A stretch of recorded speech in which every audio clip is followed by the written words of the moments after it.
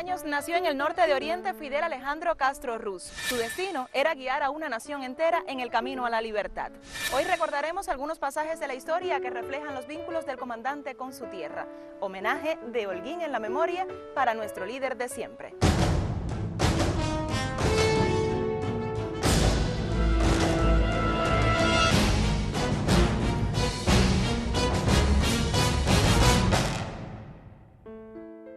Fidel Alejandro Castro Ruz nació en medio de la naturaleza frondosa de Virán el 13 de agosto de 1926.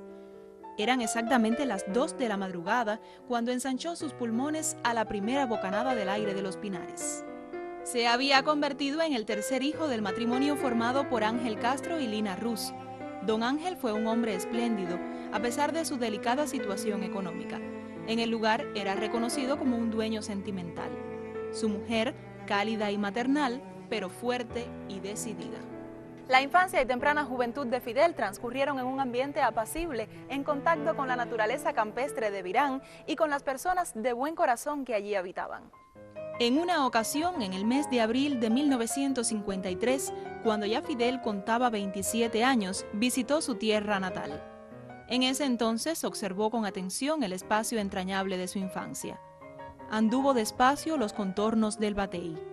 En ese instante desconocía si alguna vez volvería al lugar, pues debido a la situación del país, el único camino que vislumbraba era el de la rebelión.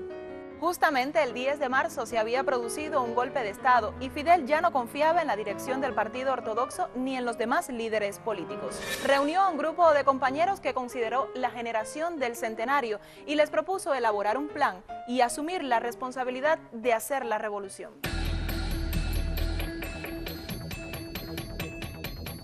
En 1953 la idea de Fidel era atacar el Moncada, sublevar la ciudad de Santiago de Cuba, decretar la huelga general de todo el país y lanzar el programa revolucionario, siempre con la alternativa de ocupar las armas y marchar a la Sierra Maestra si resultaba imposible derrocar a Batista de una sola vez.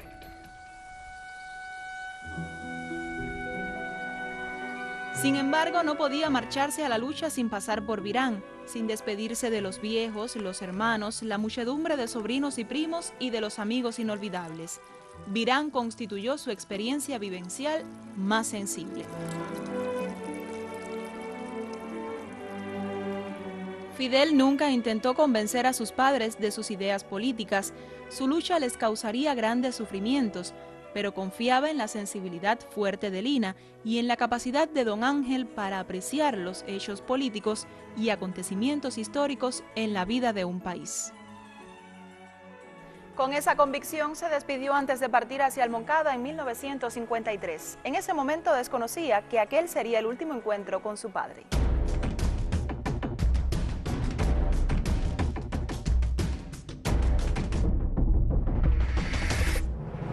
Desde los sucesos del Moncada, don Ángel Castro vivía orgulloso de Fidel, al igual que de Raúl, quien también se había incorporado a la lucha revolucionaria. Don Ángel siempre estaba atento a los detalles y a las noticias, seguía los pasos de los muchachos. Lina experimentaba una sensación distinta. Ella era la madre y como tal rezaba fervorosa por la vida de sus hijos, deseando con toda el alma verlos de vuelta en la casa, sanos y salvos. Así transcurrió un tiempo, entre intercambio de cartas de amor y cariño de Fidel y su familia. También iban a visitarlo a la prisión sus sobrinas e hijo primero y luego su madre.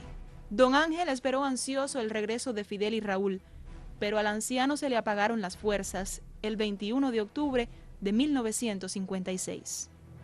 En diciembre de 1956, el periodista holguinero Nicolás de la Peña Rubio entrevistó a Lina Ruz. En ese momento, además del luto por don Ángel, a Lina le llegaban noticias de que Fidel y Raúl habían muerto. Las declaraciones de Lina eran muy valientes. Sufro como sufren las madres de los soldados y los revolucionarios. Pero si ellos, Fidel y Raúl, deben morir, quisiera que lo hicieran dignamente. Ella no podía imaginar entonces que un recorte de periódico llegaría a manos de Raúl y que en la espesura de un campamento rebelde improvisado, sus palabras servirían para confortarlo y enorgullecerlo. Antes de marcharse de regreso a Holguín, el periodista Nicolás de la Peña confirmó que en la dirección del periódico Norte existía la convicción de que ambos vivían. Durante los años de guerra, Lina no se marchó de Virán. A pesar de los reclamos persistentes de algunos, ella permaneció allí, en pleno territorio bélico, como uno de los troncos de Caguairán en el firme de lo que fuera la Casa Grande. Mantuvo la esperanza de vivir el regreso de sus hijos. El 24 de diciembre de 1958, tras 4 años de ausencia, Lina Rus volvió a reunirse con Fidel. Él la sorprendió sin concederle un instante para el asombro o las lágrimas. Se abrazaron prolongadamente y conversaron sobre los grandes y pequeños detalles de su vida. Ese día, 24 de diciembre de 1958, Lina se preguntaba cómo era posible aquel milagro de tener a Fidel allí, porque aún seguían los combates y la guerra no había llegado a su fin. Su hijo estaba junto a ella, vestido de montaña y con la sonrisa de siempre. Había dejado atrás el escenario de la guerra, pero no sus deberes. Desde Virán impartió órdenes antes de la toma de Palma Soriano y en Marcané.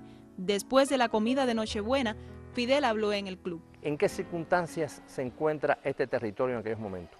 Las columnas 16 y 17 del segundo frente oriental Fran País estaban atacando a la guarnición batistiana que se encontraba en Cueto. Fidel se entrevista con los 2 oficiales que dirigían esta tropa, el comandante Carlos Iglesias Fonseca, Nicaragua, y el capitán Furri. Posteriormente llegó a comandante, incluso ministro del Interior, Abelardo Colomé Ibarra. En esta entrevista, él le plantea en primer lugar la posibilidad de que las tropas de Holguín, la guarnición de Holguín, vaya a rescatar a el destacamento que estaba sitiado en Cueto. Esto entraba mucho en la lógica batistiana y ellos lo habían utilizado en la Sierra Maestra